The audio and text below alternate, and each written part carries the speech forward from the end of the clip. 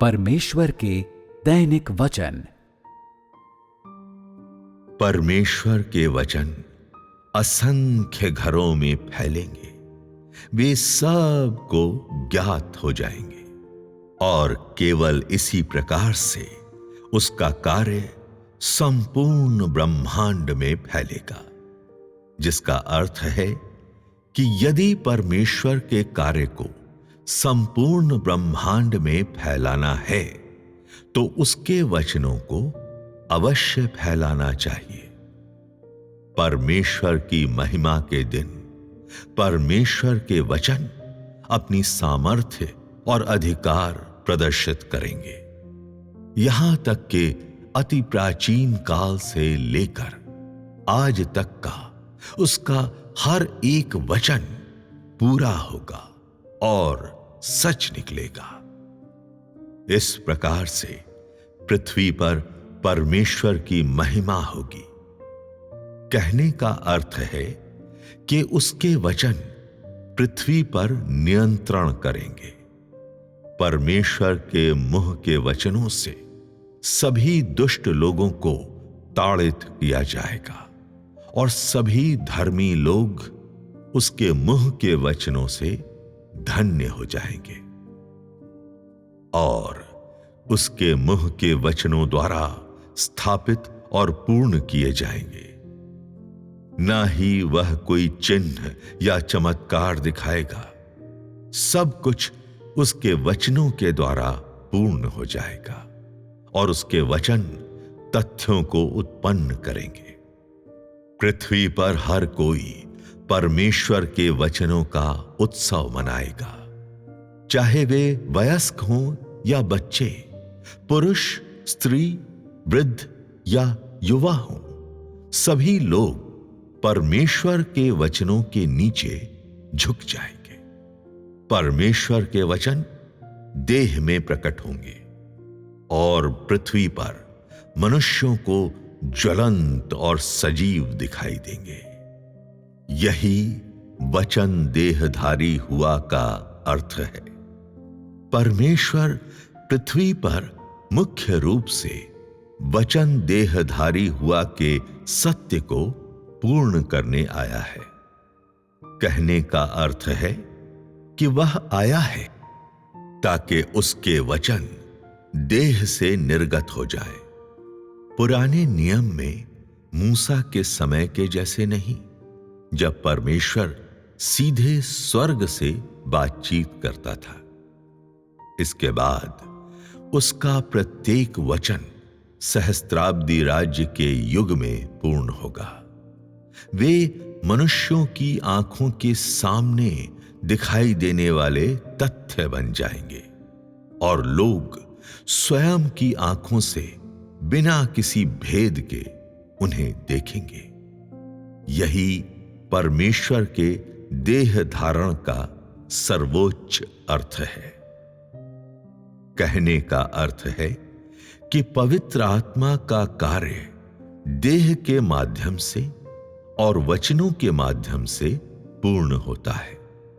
यही वचन देहधारी हुआ और वचन का देह में प्रकट होना का सही अर्थ है। केवल परमेश्वर ही पवित्र आत्मा की इच्छा को कह सकता है और देह में परमेश्वर ही पवित्र आत्मा की ओर से बातचीत कर सकता है। परमेश्वर के वचन देहधारी परमेश्वर में स्पष्ट होते हैं और अन्य सभी उनके द्वारा मार्गदर्शित होते हैं। कोई भी इससे छूट पाया हुआ नहीं है। वे सभी इसके दायरे के भीतर मौजूद हैं। केवल इन कथनों से लोगों को ज्ञात हो सकता है। जो इस प्रकार से प्राप्त नहीं करते हैं, वे दिवा स्वप्न देख रहे हैं। यदि वे सोचते हैं कि वे कथनों को स्वर्ग से प्राप्त कर सकते हैं। देहधारी परमेश्वर की देह में इस तरह का अधिकार प्रदर्शित होता है। सभी से विश्वास करवाना, यहां तक कि सबसे अधिक आदरणीय विशेषज्ञ और धार्मिक पादरी इन वचनों को नहीं बोल सकते हैं। उन सब को इनके नीचे अवश्य झुकना चाहिए और दूसरा प्रारंभ करने में कोई भी अन्य सक्षम नहीं होगा। परमेश्वर ब्रह्मांड को जीतने के लिए वचनों का उपयोग करेगा। वह ऐसा अपने देहधारी शरीर के द्वारा नहीं, बल्कि संपूर्ण ब्रह्मांड के सभी लोगों को जीतने के लिए देहधारी हुए परमेश्वर के मुंह से कथनों का उपयोग करने के माध्यम से करता है। केवल यही है वचन देह बना, और केवल यही है वचन का देह में प्रकट होना। शायद लोगों को ऐसा प्रतीत होता है मानो कि परमेश्वर ने अत्यधिक कार्य नहीं किया है, बल्कि परमेश्वर ने लोगों के पूरी तरह से आश्वस्त हो जाने और उन्हें आतंकित हो जाने के लिए अपने कथन कहे हैं। बिना तथ्य के लोग चिल्लाते और चीखते हैं, परमेश्वर के वचनों से वे शांत हो जाते हैं। परमेश्वर इस तथ्य को निश्चित रूप से पूरा करेगा, क्योंकि यह परमेश्वर की लंबे समय से स्थापित योजना है। पृथ्वी पर वचन के आगमन के तथ्य का पूर्ण होना। वास्तव में समझाने की मुझे कोई आवश्यकता नहीं है।